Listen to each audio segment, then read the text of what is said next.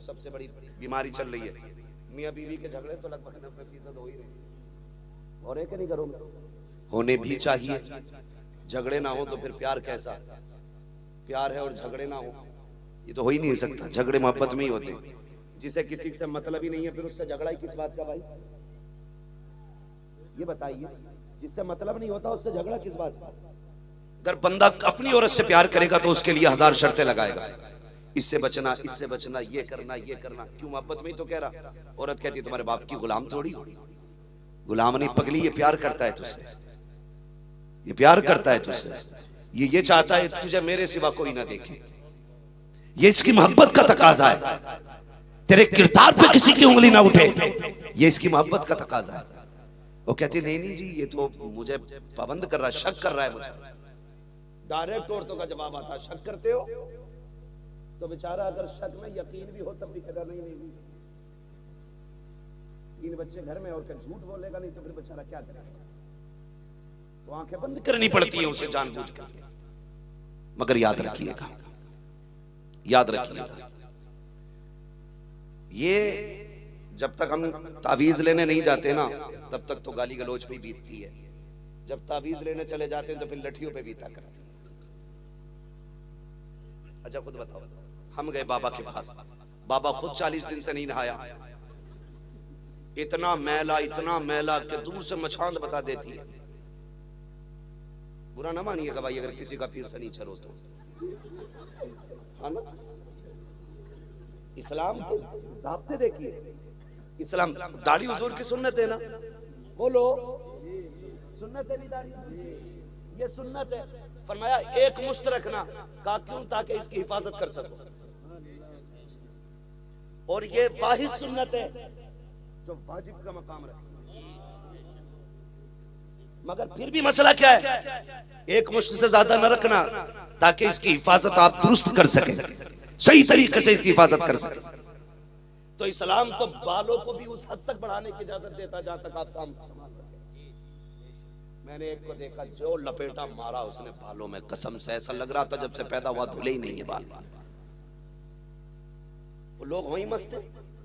क्या हो गया इसको हमको भाई, क्या हो गया? अगर सर काट लो तो कई किलो जुएं निकले। और ये कह रहे हैं कि पहुंचा हुआ बाबा, हमें भी पहुंचाओ वहां तक भाई। उसके पास गए कि मियां कल से बीवी की आंखों की सुर्खी नहीं गई। क्या बैठ, 1151 का ये है, 999 का ये है, 1303 रुपए का ये है। ऐसे अदद लाते हैं निकाल करके, बोले ये 313 का ये ज्यादा काम करेगा। क्या क्यों? कि तुझे नहीं पता बदर में 313 ही थे। वो सोचता पीर बड़ा पहुंचा हुआ। उसने एक ताबीज बाजू में बांधना, एक गले में लटकाना, एक पेड़ में लगाना, एक पत्थर में रखना, एक तकिए में रख लेना जहां औरत सोती। अब सुनना इसके सत्यानाश कैसा होता है। ये लेके आया, पहले दिन पूरा हार देगा। बीबी कहती कल तक तो नहीं थे, कल नहीं, ये तबीयत ठीक नहीं है। ये कहा कि नजर लग जाती है। उनने सोची अच्छा हैंडसम है मेरा शोहर, लग गई होगी। गरीब को सुने, बहुत दिमाग से मेरी बात सुनिएगा, संभालना है अपने आप को, संभालना है अपने आप को। तो इतने तावीज एक पेड़ में एक पत्थर के नीचे, वो तो नहीं दिखे इसे। जब सुबह उठी इसने बिस्तर झाड़ा और तकिया इसने गिलाफ से निकाल के झटका मारा, तावीज गिरा। अब जो तावीज निकला कि किसके तकिए में था, किसके तकिए में? कहती है मेरे ही तकिए में निकला। लाया था इसलिए कि प्यार करे।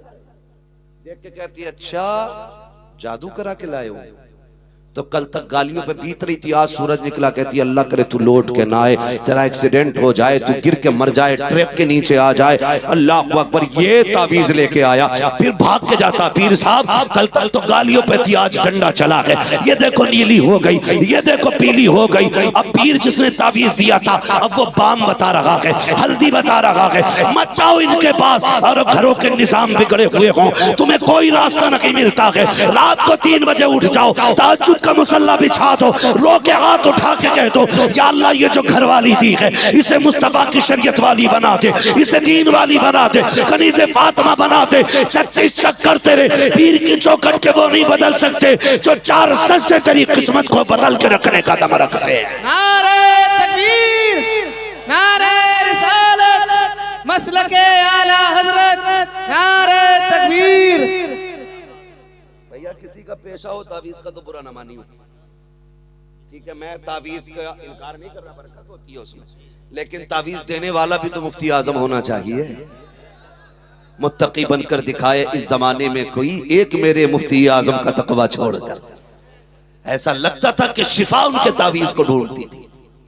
हाँ, तो ऐसा हो तावीज देने वाला तो फिर मजा आता है, फिर मजा आता है फिर तावीज का भी। तो खुदारा इससे थोड़ा सा निकलिए और एतकाद मजबूत कीजिए। एतकाद फरमाया गया आप मेहनत करो, सिला देना रब का काम है।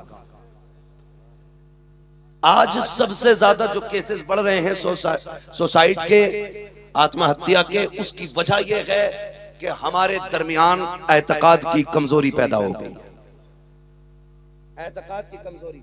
बड़े बड़े अच्छे नौजवान हट्टे कट्टे खूबसूरत लहीम शहीम, अखबार में आता ये फला पेड़ पे लटक गया, ये फला जगह मर गया, ये कूद गया, इसने ट्रेन के आगे खड़े होकर के जान दी है। क्यों? कहा कि इसका बिजनेस में लॉस हो गया था, इसका पार्टनर ने धोखा दे दिया था, इसके बैंक पैसा लेके भाग गई, इसका ऐसे नुकसान हो गया, इसका वैसे नुकसान हो गया। किसी चीज पे भरोसा न करना, अपने रब की जात पे भरोसा रखा करो। अगर वो लेना जानता है तो देना भी जानता है। अगर आपको नुकसान हुआ है, अल्लाह पे भरोसा रखा करो। खुदा की कसम, ये भरोसा नहीं तो और क्या था। 71 लाशें करबला में हुसैन ने उठाई, लेकिन हौसला नहीं टूटा था। आज एक बंदा मर जाए, पूरा लश्कर पीछे हट जाता है। नहीं, नुकसान हो रहा है, कल नामो निशान मिट जाएगा। करबला में 71 लाशें हुसैन ने उठाई, भगाई और 72वां अपना सर दिया।